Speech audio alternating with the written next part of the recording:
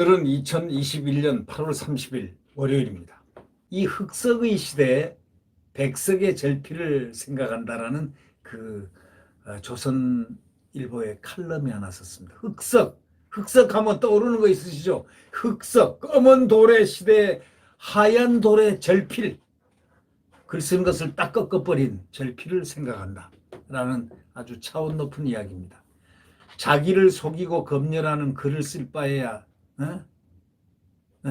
수수하고 슴슴하며 고담한 냉면 한 그릇 들이킨 뒤에 붓을 꺾는 것이 낫다 쓰면서, 이분은 이 여성 기자인데 김윤덕 기자, 아주 좋은 글을 많이 쓰시는 분이죠. 이분이 이렇게 얘기합니다. 8월 18일 언론중재 및 피해구제 등에 관한 법률 일부 개정 법률안, 소위 언론중재법, 소위 언론재갈법이죠. 악법 중에 악법이죠. 국민의 언론의 자유를 갖다 침탈하려는 악법이죠. 네. 그거를 문화체육관광위원회 안건조정위원회에 참석한 김우겸 의원이 열렬 앞장서고 있습니다. 기가 막히죠. 기자 출신입니다. 한겨레 출신입니다. 한겨레. 그래가지고 한겨레에 있을 때 뭐 대통령 좋게 뭐 과거에 말이죠, 글도 많이 쓰고 뭐 그랬다는 그런 언론의 보도들도 있었습니다만은, 이 김의겸이라는 사람이 참 앞장을 서가지고, 기자 출신이 앞장을 서서 악법을 만들려고 하고 있다. 이러면 여러분 믿겠습니까? 이낙연이도 기자 출신 아닙니까? 동아일보. 그 훌륭한 신문의 기자를 20년간이나 했던 사람이 그 덕분으로 국회의원도 되고 총리도 되고 전남지사도 하고 지금 대선 주자까지 나온 분이 앞장서고 또 찬성을 하고 있으니, 이 나라는 도대체 양식과 진실은 어디에서 찾아야 됩니까, 이거? 예?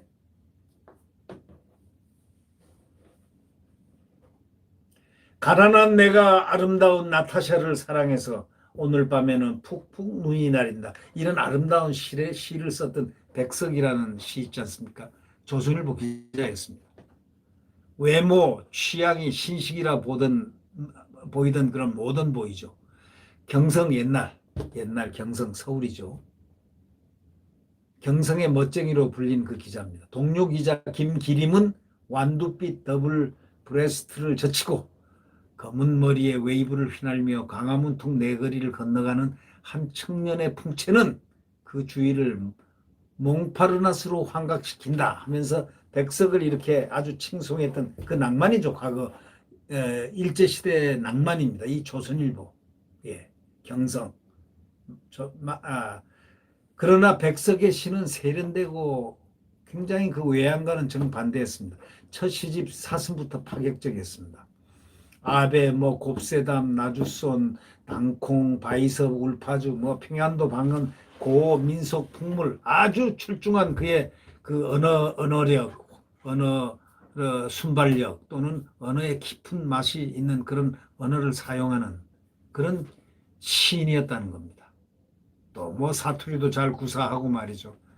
그래서 그때 그 시가 그렇게 멋들어진 시인데, 그 생명의 본원과 같은 언어들을 집요하게 떠올리면서 일제에 맞섰던 사람입니다. 1937년 함흥 영생고보 영어교사로 아이들을 가르쳤던 그 시인 백석이 조선일보 기자였습니다.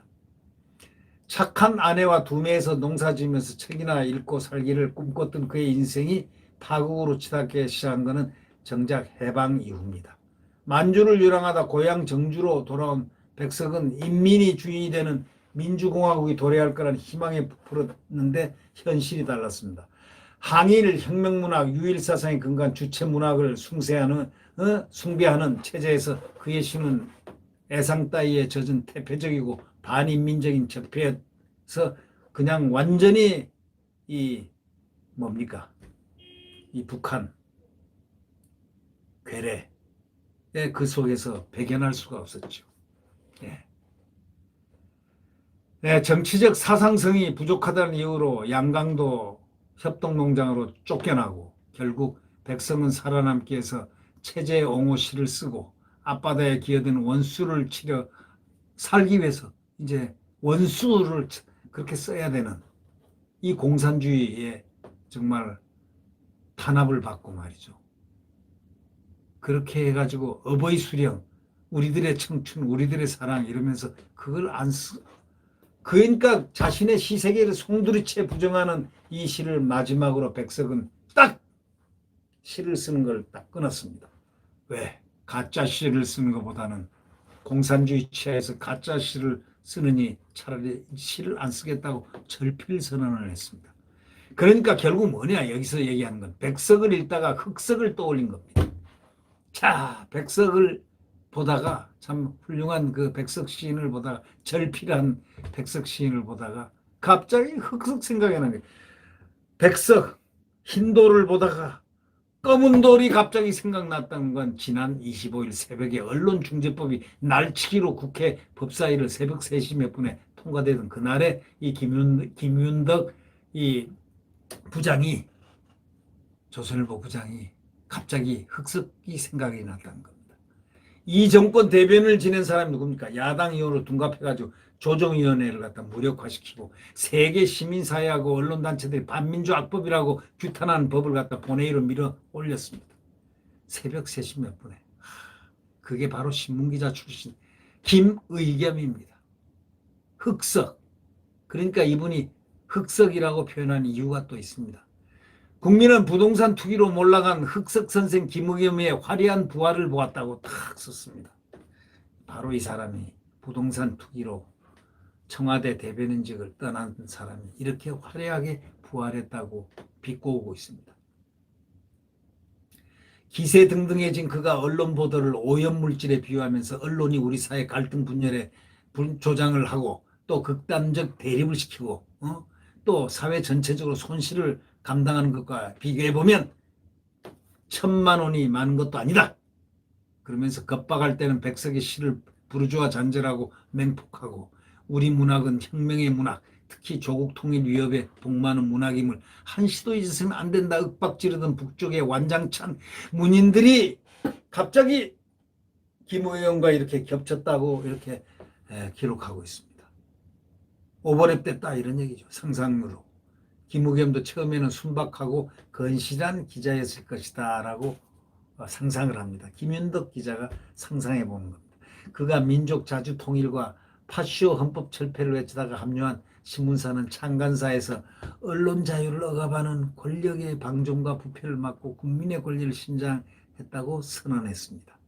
2016년 K스포츠 이사장은 최순실 단골 마사지 센터장이라는 제목의 특정 보도를 했을 땐 김의겸 스스로가 언론은 가만히 있는 것 자체가 공범자라고 했습니다. 그랬던 그가 군부 독재의 긴급조치권, 언론기본법이나 다름없는 그런 악법을 관철해서 파시즘으로 가는 지옥문을 열고 지금 있으니 이게 무슨 희대의 비극이냐고 개탄하고 있는 겁니다. 이게 김의겸 흑석 선생을 지금 개탄하고 있는 겁니다. 흑석 선생이 바로 김의겸의 별명이 언론에 나와 있는 겁니다. 흑석, 그래서 흑석이 나오는 겁니다. 흑석이 김의겸입니다. 흑석동의 부동산 때문에 흑석이란 말이 붙은 거 아닌가 싶습니다. 6.25 전쟁 직후에 백석이 숙청되기 전까지 삶을 그린 김현수 소설 7회 마지막 회는 작품 총화회의에서 비판받고 괴로워하는 백석에게 친구 허준이가 충고하는 대목이 나오는데 결국 사람들은 둘 중 하나를 선택할 수밖에 없어. 시바이, 그러니까 연극, 속임수를 할 것이냐 말 것인가. 이런 세상에서 글을 쓴다는 것은 또 마찬가지야. 자기를 속일 수 있다면 글을 쓰면 되는 거고 자기를 속일 수 없다면 그 절필을 해야 되는 것이 이런 말이죠. 시대의 광풍에 휩쓸려 낙엽처럼 뒹굴 바에야 세상 같은 거 더러워 버리는 것이다. 외치며 산골로 가야 한다. 끝내 절필하고 잊혀진 백석처럼 자기를 속이고 검열하는 글을 쓸 바에야 붓을 꺾고 시원한 냉면 한 그릇 들이키는 백석의 모습이 훨씬 낫다는 겁니다. 붉은 지옥에 들기 전에 백석이 이 희스무레하고 부드럽고 수수하고 슴슴한 것 이 그지없이 고담한 소박한 것이라고 노래한 국수 한 그릇. 이것이 갑자기 생각났다는 겁니다. 굉장히 문학적인 시 같지만 기무겸에 대해서, 흑석에 대해서 백석을 떠올리며 기무겸의 그 사람을 보며 참 슬픈 비애를 느끼는 그러한 김윤덕 부장의 글을 읽으면서 언론의 자유를 기자 스스로가 앞장서서 지금 파괴를 하고 있다는 이 징벌법 앞장서서 하고 있다는 이 김우겸, 이분은 도대체 어떠한 사람일까요? 계속 의문부호를 낳게 합니다. 네, 이 시대적 광풍의 사나이일까요? 아니면 어떤 사나이일까요? 네, 난세는 영웅도 나오지만 난세는 대부분의 사람들이 참 의겸과 같은 사람들이 판을 치기도 한다고 그렇게 생각할 수도 있지 않을까요? 네. 네, 구독 버튼과 엄지를 눌러주시면 감사하겠습니다. 여러분, 우리에게는 정권 교체가 당면 과제입니다. 정권 교체가 안 되면요, 암흑입니다. 딱 한마디로. 대한민국의 암흑기. 암흑기가 암흑 고정기로 가버리면 끝입니다. 저희들은 이제 끝납니다. 국민 여러분, 단단하게 야권 단일화. 만약에 단일화가 안 될 때는 될 사람한테 밀어주는 것. 잊지 마십시오.